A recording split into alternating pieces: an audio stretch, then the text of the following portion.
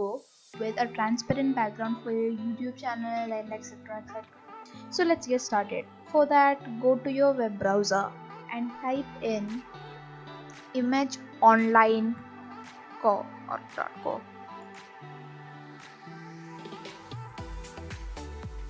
and click on the first link it shows. And when this website appears, click on image filters, and in image filters you can see circle crop, so click on circle crop. This is an ad, just close it,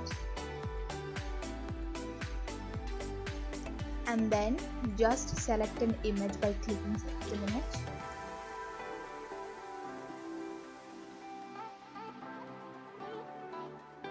And choose your logo.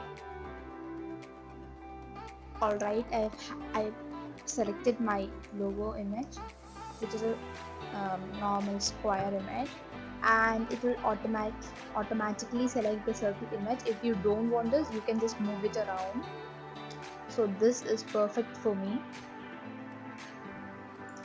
And then just click the download image.